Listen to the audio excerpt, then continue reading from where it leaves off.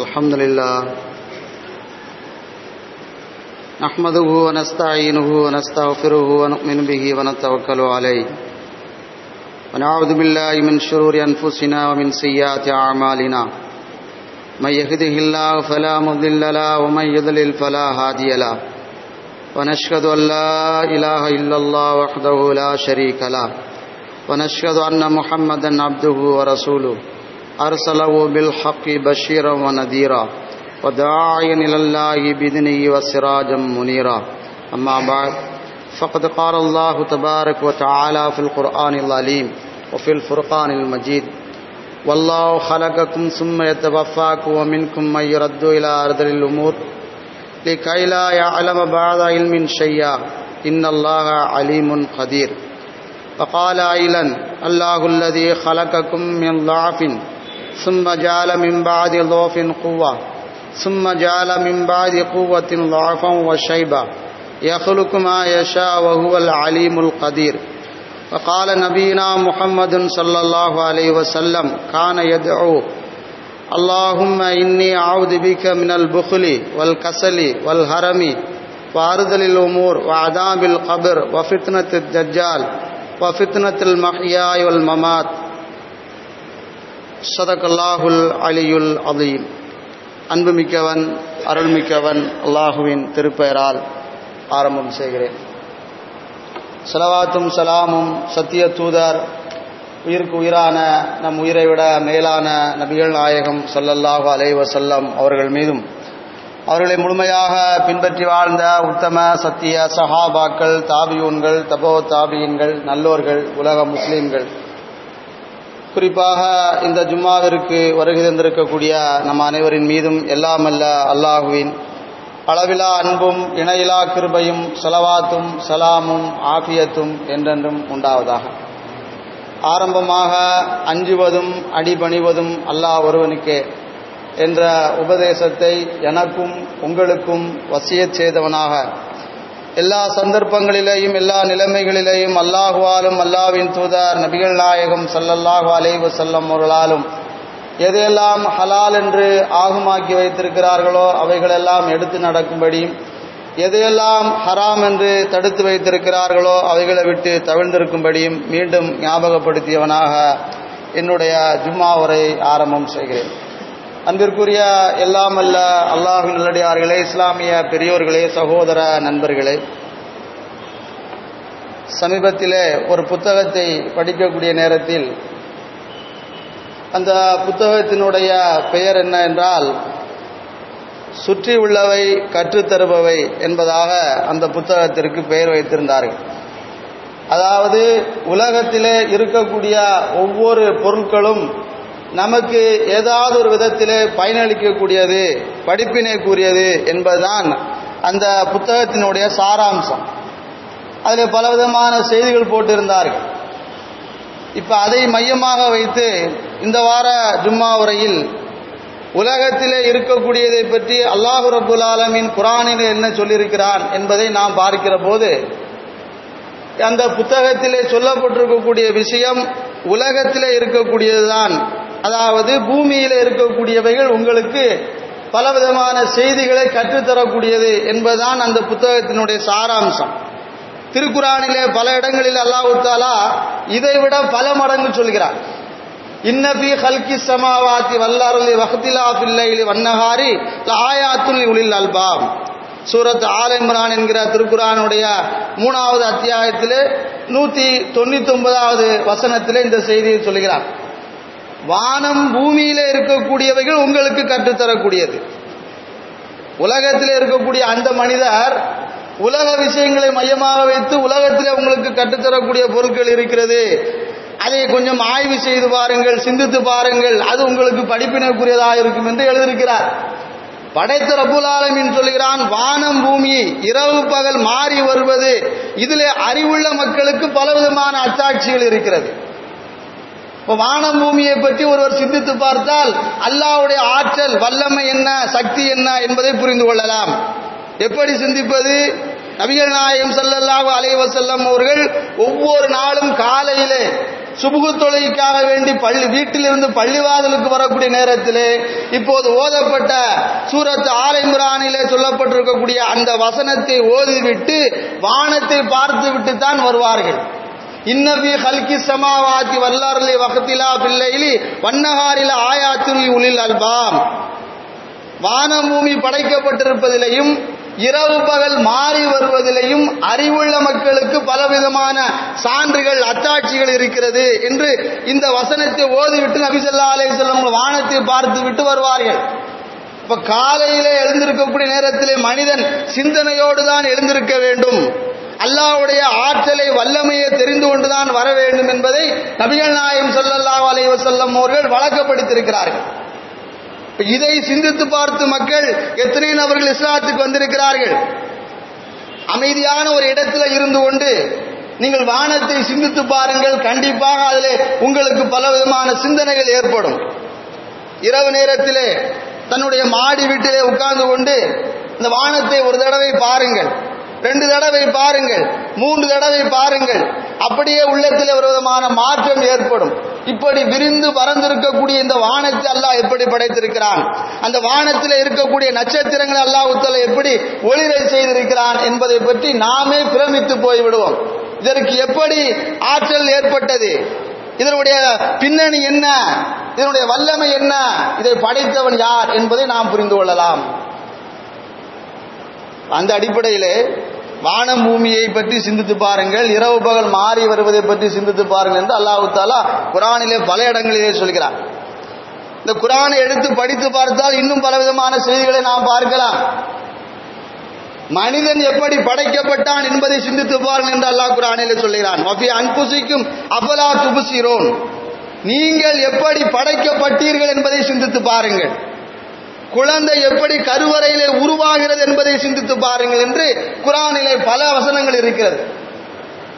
இப்ப இதிலே அறிவியல் பூர்வமான பலவிதமான தகவல் இருந்தாலும் கூட மனிதனை பற்றி சிந்தித்து பார்த்தால் நமக்கு அதிலே பலவிதமான படிப்பினை இருக்கிறது. உலகத்தில் இருக்கக்கூடிய வயதானவர்களை பாருங்கள், மனிதனை பற்றி சிந்தித்து பாருங்கள் என்ற அந்த வசனத்தில் இதிலேயும் உள்ளடக்கம். வயதானவர்களை பாருங்கள், இளைஞர்களாக இருக்கக்கூடியவர்கள் அல்லது சிறுவர்களாக இருக்கக்கூடியவர்கள், அந்த வயதானவர்களை பாருங்கள், அவர்களுடைய வாழ்க்கையிலே நடந்தது என்ன என்பதை கேட்டு தெரிந்து கொள்ளுங்கள். அப்போது அதிலே உங்களுக்கு படிப்பினை இருக்கிறது. இதை திருக்குர்ஆனில் அல்லாஹ் தஆலா சொல்லுகிற போது, வல்லாஹு ஹலக்கக்கும், அல்லாஹ் உங்களை படைத்தான், சும்மயத்த வஃபாக்கும், அதற்கு பின்னால் உங்களை மரணிக்க செய்வார், வமின்கும் மையுரத்து இலா அர்தலில் உமூர், பிறகு அல்லாஹ் தஆலா உங்களை தள்ளாத வயதிற்கு கொண்டு வருவான்.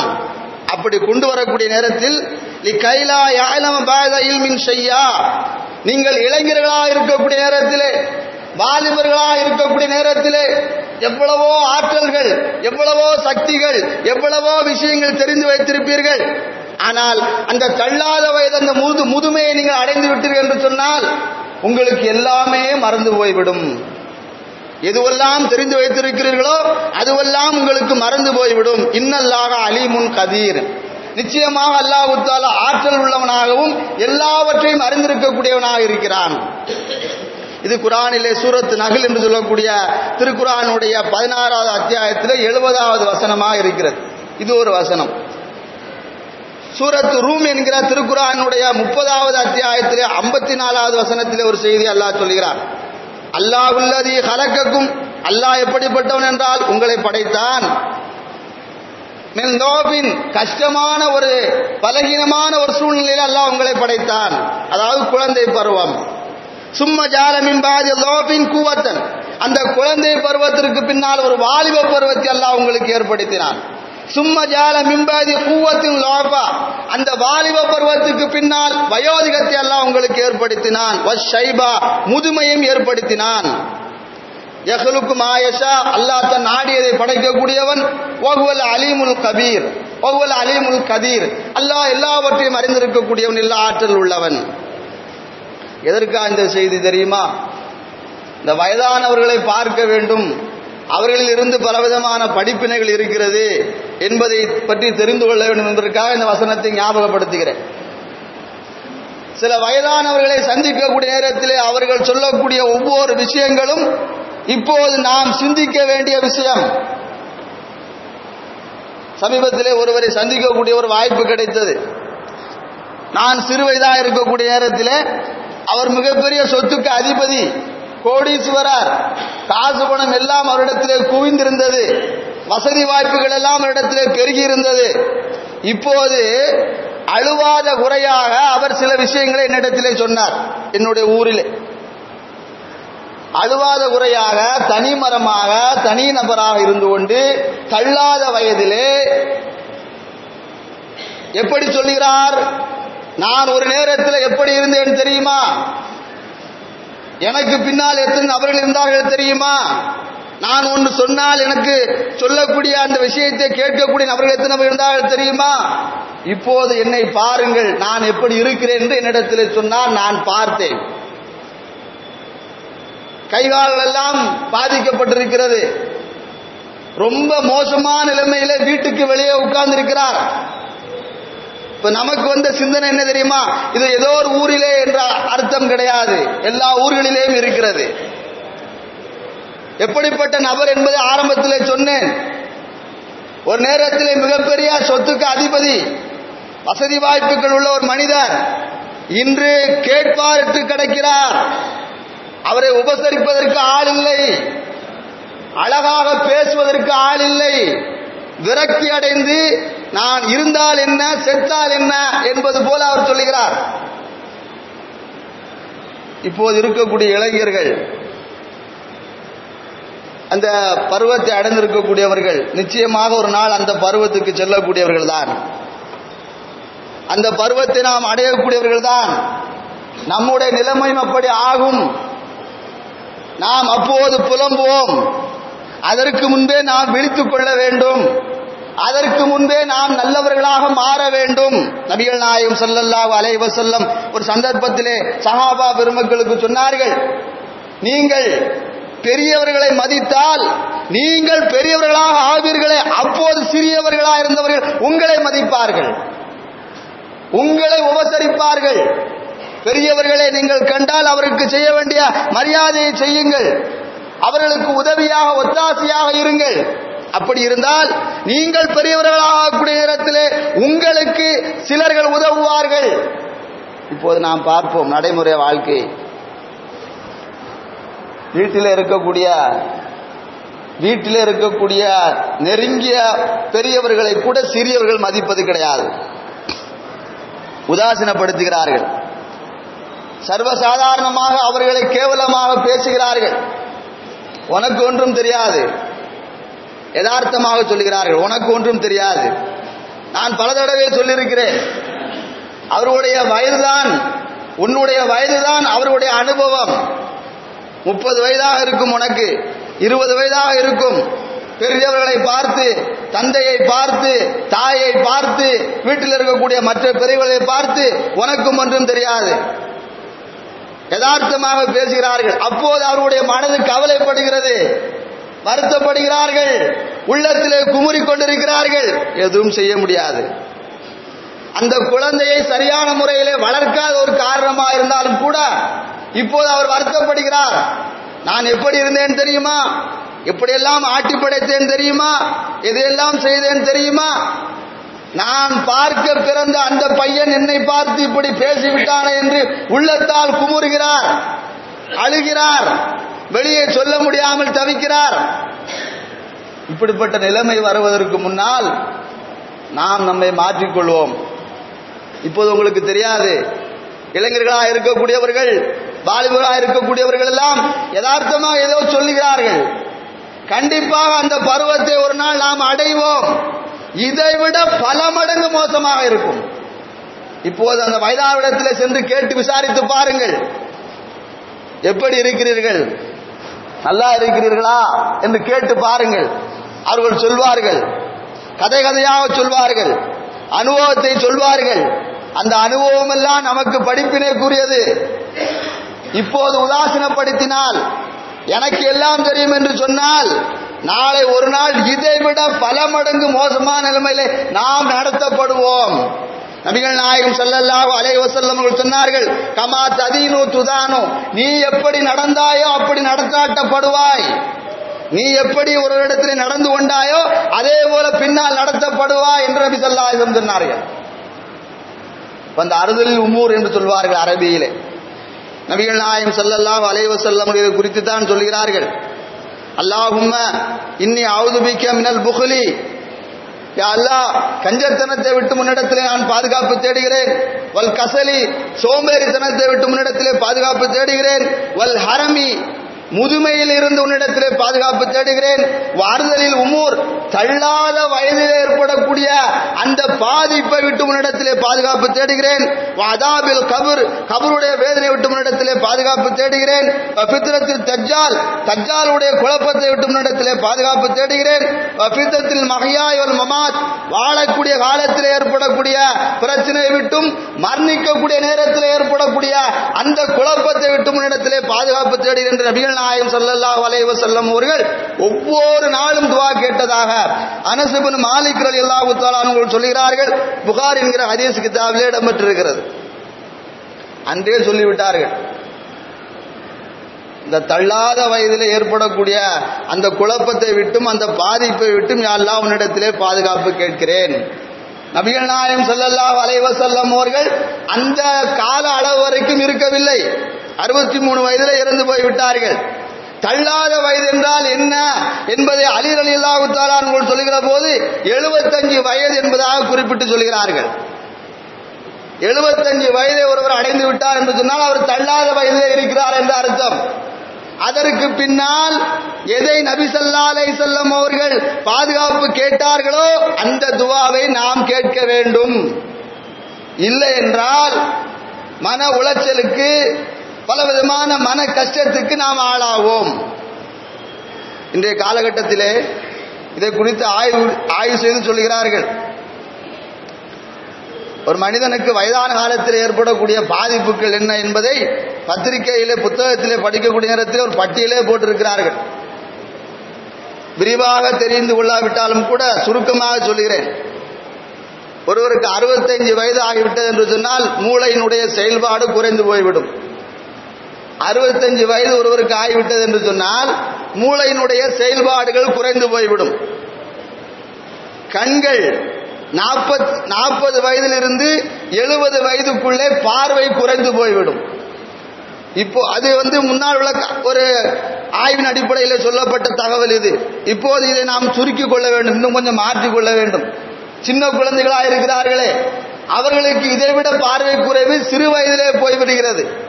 அதற்கு என்ன காரணம் என்று அவர்களே சொல்கிறார்கள். அதிகமாக டிவி பார்ப்பதன் காரணமாக அந்த பாதிப்பு ஏற்படுகின்ற தகவலை முன்னால் சொன்னார்கள். இப்போது என்ன சொல்கிறார்கள் தெரியுமா? செல்போன் பார்ப்பதன் காரணமாக, டேப்லெட் என்று சொல்லக்கூடிய அந்த ஒன்றை பார்ப்பதன் காரணமாக, லேப்டாப் என்று சொல்லக்கூடிய ஒன்றை பார்ப்பதன் காரணமாக சிறு குழந்தைகளுக்கு பார்வை சிறு வயதிலே போய்விடுகிறது, குறைந்து போய்விடுகிறது. எப்போது குறையும் என்ற பட்டியலில் சொல்லக்கூடிய நேரத்திலே 40 வயதிலிருந்து 70 வயதுக்குள்ளே தான் இயல்பாக குறையும். ஆனால் அந்த நிலைமை மாறி இப்போது சிறு குழந்தைகளுக்கே அது ஏற்படுகிறது என்ற ஒரு தகவலை சொல்கிறார்கள். இப்போது 40 வயதுக்கு பின்னால் இருக்கக்கூடியவர்களுக்கு இப்படிப்பட்ட ஒரு பாதிப்பு ஏற்படுகிறது. அடுத்ததாக காதுகள் 65 வயதிலிருந்து 75 வயதுக்குள்ளே செவிட்டு தன்மை, கேட்கக்கூடிய அந்த பாதிப்பு ஏற்பட்டு போய்விடுகிறது, குறைந்து போய்விடுகிறது. மற்ற நேரங்களிலே நன்றாக கேட்பார். இந்த 65 வயதை தாண்டி விட்டார் என்று சொன்னால் காதிலே விழாது. நாமெல்லாம் பார்த்திருப்போம். இதை குறித்து நாம் இன்னொரு கோணத்திலே பின்னால் தெரிய இருக்கிறோம். இப்போது பார்வை, கேட்கக்கூடிய அந்த சக்தி குறைந்து போய்விடுகிறது. உணர்வுகள், சாப்பிடக்கூடிய அந்த உணவு இருக்கிறது, அந்த உணர்வுகள் கசப்போ புளிப்போ அல்லது இன்ன பிற தன்மையோ குறைந்து போய்விடுகிறது. எப்போது தெரியுமா? 60 வயதிலிருந்து. உடம்பிலே இருக்கக்கூடிய அந்த சருமம், ரோமம் இருக்கிறதே, அந்த உடலில் இருக்கக்கூடிய பகுதிகள், அது 20 வயதிலிருந்தே குறைந்து போய்விடுகிறது. சுருக்கம் ஏற்படுவது 60 வயதிலே எல்லா பக்கமும் சுருங்கி போய்விடும். இதயம் 45 வயதுக்கு பின்னால் சரியான முறையில் இயங்காது. உயரம் 80 வயதுக்கு பின்னால் 2 அங்குலம் குறைந்து போய்விடும். எப்படி குறைந்து போய்விடும் என்று சொன்னால், முதுகில் இருக்கக்கூடிய அந்த எலும்பு தேய்மானத்தின் காரணமாக கூன் விழுந்துவிடும். கூன் விழக்கூடிய நேரத்திலே 2 அங்குலம் குறைந்து போய்விடும். நுரையினுடைய அந்த செயல்பாடு குறைந்து போய்விடும். உடம்பில் இருக்கக்கூடிய எலும்புகளுடைய செயல்பாடுகள் குறைந்து போய்விடும். இப்படியாக பட்டியல் போட்டு சொல்கிறார்கள். இதைத்தான் குர்ஆன் சொல்லுகிறது. என்ன சொல்லுகிறது? உங்களுக்கு தள்ளாத வயது ஏற்படுவதற்கு முன்னால் அதனுடைய பாதிப்பை விட்டும் அல்லாஹ்விடத்திலே துஆ கேளுங்கள். வந்ததற்கு பின்னால் கேட்பது பெரிய காரியம் கிடையாது. வெள்ளம் வருவதற்கு முன்னால் அணை கட்ட வேண்டும் என்று சொல்வார்கள். வெள்ளம் வந்ததற்கு பின்னால் அணை கட்டி பிரயோஜனம் கிடையாது. அதற்கு முன்பே நாம் கேட்க வேண்டும். வயதானவர்கள் வீட்டிலே முடங்கி கிடக்கிறார்களே, ஒரு நேரத்திலே செல்வ செழிப்போடு வாழ்ந்தவர், காசு பணத்தோடு குளித்தவர், ஏராளமான சொத்துக்கு அதிபதியாக இருந்தவர், இப்போது வீட்டிலே முடங்கி கிடக்கிறார், நடக்க முடியாமல் தள்ளாடி கொண்டிருக்கிறார், எல்லாம் இருக்கிறது, நிம்மதி இல்லை, சந்தோஷம் இல்லை. அப்போது வருத்தப்படுகிறார். இப்போது நாம் அல்லாஹ்விடத்திலே, யா அல்லாஹ் அந்த நிலைமையை விட்டு எனக்கு பாதுகாப்பு கொடு. அப்படி கேட்டால் அல்லாஹ் நமக்கு ஏதாவது விதத்தில் நமக்கு பாதுகாப்பு கொடுப்பான். இதைத்தான் திருக்குர்ஆனிலே இன்னொரு வசனத்தில் அல்லாஹ் தஆலா சொல்கிறான். பெற்றோர்களை குறித்து குர்ஆனிலே கிட்டத்தட்ட 3-4 வசனங்கள் வருகிறது. சூரத் பனு இஸ்ரா என்று சொல்லக்கூடிய அந்த சூறாவிலே வரக்கூடிய ஒரு வசனம் நாம் பல தடவை கேள்விப்பட்டிருக்கக்கூடியதான். இஸ்லாமிய தொடர்பு உள்ளவர்கள், இஸ்லாமிய அறிவு ஞானம் உள்ளவர்கள் இந்த செய்தியை கண்டிப்பாக ஞாபகம் வைத்திருப்பார்கள். வ கலா ரப்புக அல்லா தஅபுது இல்லா இய்யாஹு வபில் வாலிதைனி ஹஸனா இம்மா யபுலகன்ன இந்தக்கல் கிப்ரா அஹதுகுமா வ கிலாஹுமா ஃபலா தகுல்லஹுமா உஃபின் வலா தன்வருஹுமா வ குல்லஹுமா கௌலன் கரீமா. அழகாக அல்லாஹ் தஆலா சொல்லிவிட்டான். படைத்தவனுக்கு தெரியும். உலகத்தை படைத்தவன், வானத்தை படைத்தவன், பூமியை படைத்தவன், நம்மை படைத்தவன், படைத்த அந்த ஆற்றல் உள்ள அந்த அல்லாஹ்வுக்கு இந்த மனிதனுடைய சிந்தனைகள் எப்படி இருக்கும், செயல்பாடுகள் எப்படி இருக்கும், எப்படி மாறி மாறி பேசுவான், எப்படி அல்லாஹ்வை ஏமாற்ற வேண்டும் நினைப்பான் என்ற எல்லா விஷயங்களும் குர்ஆனிலே தெள்ள தெளிவாக அல்லாஹ் சொல்லுகிறான். மனிதனை குறித்து குர்ஆனிலே வரக்கூடிய வசனங்களை பார்த்தால் இதைத்தான் சொல்லுகிறான். அதில் அதிகமாக சொல்லப்பட்டிருக்கக்கூடிய ஒரு வசனம் என்ன தெரியுமா? கடலிலே மனிதன் பயணம் செய்வான். பயணம் செய்யக்கூடிய நேரத்தில் மிகப்பெரிய ஒரு புயல் காற்று வரும். அந்த நேரத்திலே கடலிலே இப்போ தன்னை காப்பாற்றுவது யார் என்ற அந்த சிந்தனைக்கு வரக்கூடிய நேரத்திலே அல்லாஹ் மட்டும்தான் காப்பாற்ற முடியும் என்ற அந்த நிலைமைக்கு கண்டிப்பாக வருவான். அப்போது அல்லாஹ் என்னை காப்பாற்றி விடு, என்னை கரை சேர்த்து விடு, நான் உனக்கு கரைக்கு வந்ததற்கு பின்னால் முற்றிலுமாக வழிபட்டு நடப்பேன், உனக்கு மாறுபட்டு நடக்க மாட்டேன், உனக்கு இணை வைத்து வாழ மாட்டேன் என்று உள்ள மூழ்கி எந்த அளவிற்கு அல்லாஹ்வை நம்பிக்கை வைத்து கேட்க வேண்டுமோ அந்த அளவு கேட்பான். இது இடைப்பட்ட செய்தியாக ஒன்றை சொல்லேன். துஆவை குறித்து பல தடவை நான் சொல்லியிருக்கிறேன், எப்படி கேட்க வேண்டும், எந்த அளவு நம்பிக்கை இருக்க வேண்டும் என்று. இந்த இப்போது சொல்லப்பட்ட இந்த நம்பிக்கை நமக்கு வர வேண்டும். ஒரு கஷ்டமான நேரத்தில் மனிதன் எப்படி கேட்பான்? முழுக்க முழுக்க அல்லாஹ்வை சார்ந்து விடுவான். அதுபோல நம்முடைய கஷ்டத்தின் போது அல்லாஹ் எனக்கு இதை கொடு, அதை கொடு, நீங்க காப்பாத்து, அந்த நோயை குணமாக்கு என்று கேட்கக்கூடாது. முழுக்க முழுக்க அல்லாஹ்வை நம்பிவிட வேண்டும். எந்த கஷ்டமா இருந்தாலும் சரி, எந்த பிரச்சனையா இருந்தாலும் சரி, அங்கே நம்முடைய பிரச்சனை அல்லாஹ், இந்த ரெண்டும் தான் நம்முடைய சிந்தனையில ஓடிக்கொண்டே இருக்க வேண்டும். இதைத்தான் கேட்க வேண்டும். இப்ப கடலிலே மனிதன் இப்படி தன்னுடைய நிலைமையை பார்த்து இனி அல்லாஹ்வை தவிர வேறு யாரும் நம்மை காப்பாற்ற முடியாது என்று ஆழமான நம்பிக்கையோடு கேட்பான். அல்லாஹ் காப்பாற்றி கொண்டு வந்து விடுவான். அதற்கு பின்னால் அல்லாஹ்வுக்கு மாறுபட்டு நடப்பான். குர்ஆனிலே பல இடங்களில் இந்த சம்பவம் வருகிறது. நம்மிலே நம்ம பல நபர்கள் இருக்கிறார்கள். ஒரு கஷ்டம் வரும், ஒரு சிரமம் வரும், உடனே பள்ளிவாசலுக்கு வருவார்கள், தொழுவார்கள். அது சரியானதற்கு பின்னால் அல்லாஹ்வை மறந்து விடுவார்கள். அந்த கஷ்டம் தான் நீங்கி விட்டது, அந்த பிரச்சனை தான் சரியாகி விட்டது, இனிமேல் எதற்காக நாம் தொழ வேண்டும் என்ற சிந்தனை அவர்களுக்கு வந்துவிடும். இது மனிதனுடைய குணாதிசம். மனிதன் இப்படித்தான் இருப்பான் என்று அல்லாஹ்வே சொல்லிவிட்டான். அப்படி இருக்கக்கூடாது என்பதற்கு தான் குர்ஆனில் அந்த வரலாற்று சம்பவங்களை அல்லாஹ் நமக்கு ஞாபகப்படுத்துகிறார். அதுபோல இந்த வயதான காலகட்டத்தில் உடலில் இருக்கக்கூடிய ஒவ்வொரு உறுப்புகள் பாதிக்கப்படுகிறது. மனிதன் அந்த நேரத்தில் தன்னை அரவணைக்கக்கூடியவர்கள் யாராவது இருக்கிறார்களா?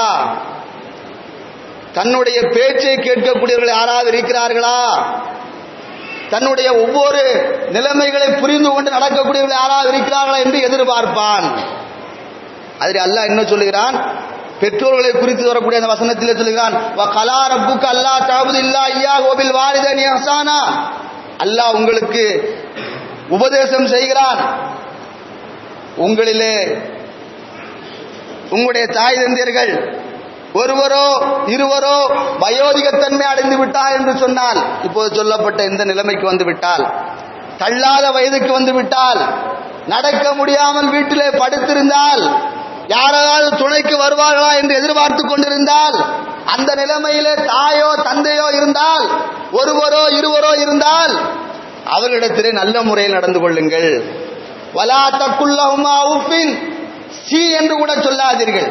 இந்த வார்த்தை அரபியில் சொல்லப்பட்டிருந்தாலும் கூட பல பொருட்கள் இருக்கிறது. இப்போது நான் இடையில ஒரு செய்தியை சொன்னேன், இத்தனை வயதுக்கு பின்னால் காது கேட்கக்கூடிய அந்த தன்மை இழந்து போய்விடுகிறது. நம்முடைய வீட்டில் இருக்கக்கூடியவர்கள் சொல்லுகிறார்கள், தாயை பார்த்து தந்தையை பார்த்து வேறு யாராவது வீட்டிலே காது கேட்காதவர்களை பார்த்து செவிட்டு மூதியே எப்படி சொல்கிறார்கள்? இந்த வார்த்தை பயன்படுத்தக்கூடாது என்று அல்லாஹ் சொல்லுகிறான். அவர்கள் அப்படித்தான் இருப்பார்கள். இதே போல வேறு வார்த்தையை பயன்படுத்துகிறார்கள். ஒருவேளை அவர்கள் கேட்டுவிட்டால் மனதுக்குள்ளே நொந்து கொண்டிருப்பார்கள், மனதிலே அதை போட்டு குழப்பிக் கொண்டிருப்பார்கள். காது கேட்கக்கூடிய நேரத்தில் நாம் எப்படி இருந்தோம், காது கேட்கக்கூடிய நேரத்தில் நாம் எப்படி இருந்தோம், இந்த வீட்டில் இருக்கக்கூடியவர் என்னை பார்த்து இப்படி அந்த வார்த்தையை சொல்லிவிட்டாரே, அப்படிப்பட்ட வார்த்தையை பயன்படுத்தாதீர்கள். வயோதிகத்தன்மை முதுமைத்தன்மை தள்ளாத வயதை அடைந்து விட்ட அந்த பெற்றோர்களிடத்தில் இருந்தால், பெற்றோர்கள் மட்டுமல்ல மற்றவர்கள் இருந்தாலும் அவர்கள் மனம் நோகக்கூடிய வார்த்தையை சொல்லாதீர்கள். அவருடைய எதிர்பார்ப்பு என்ன?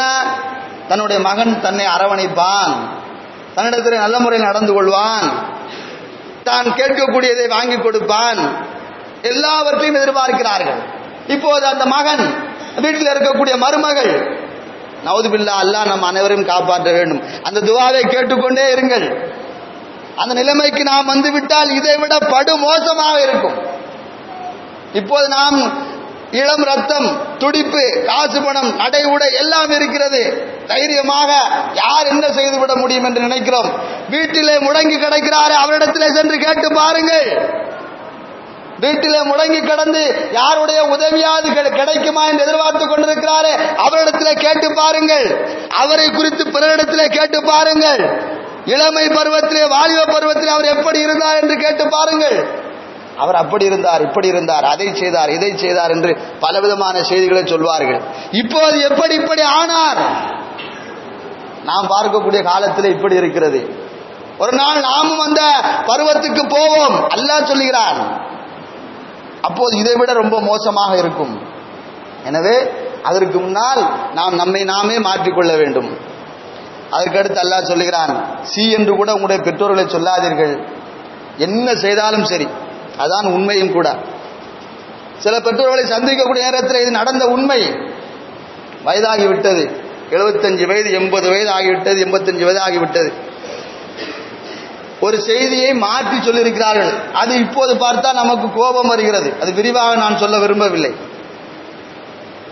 இப்போது உண்டான கால சூழ்நிலையிலே அரசாங்கம் மூலம் அதை பார்க்க வேண்டும் என்று சொன்னால் மிகப்பெரிய தவறு.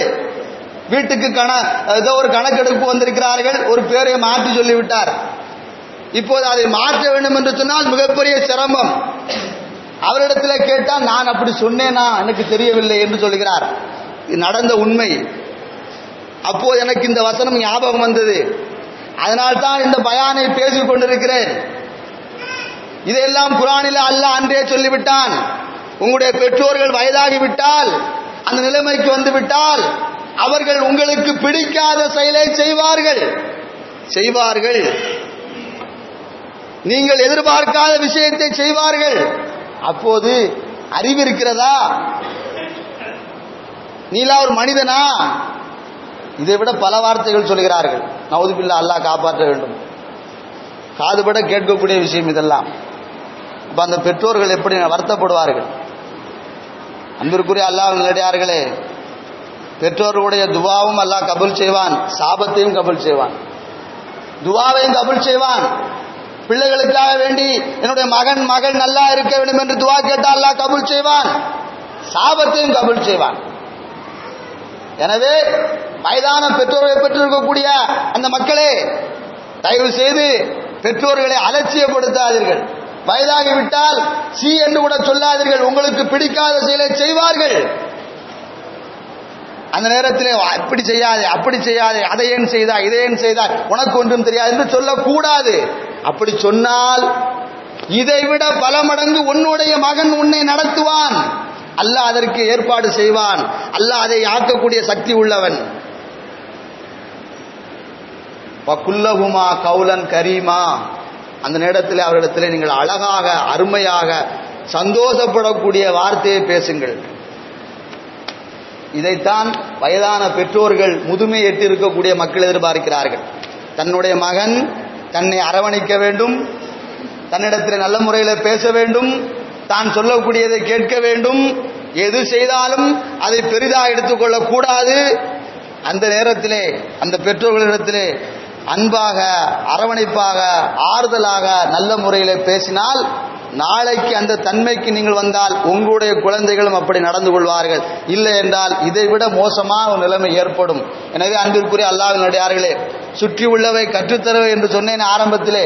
அல்லாஹ் குர்ஆனிலே எத்தனையோ விஷயங்களை சொல்லுகிறான். அதிலே இதுவும் ஒன்று. மனிதன் எப்படி படைக்கப்பட்டான் என்பதை சிந்தித்து பாருங்கள். உலகத்திலே குழந்தையாக இருக்கிறான், அதற்கு பின்னால் வாலிபனாக மாறுகிறான், அதற்கு பின்னால் முதுமை எட்டுகிறான். அந்த முதுமையிலே மனிதன் படக்கூடிய அவதிகள் என்ன, தொல்லைகள் என்ன, அதையெல்லாம் பார்த்து ஒரு நாள் நாம் இந்த நிலைமைக்கு வருவோம்.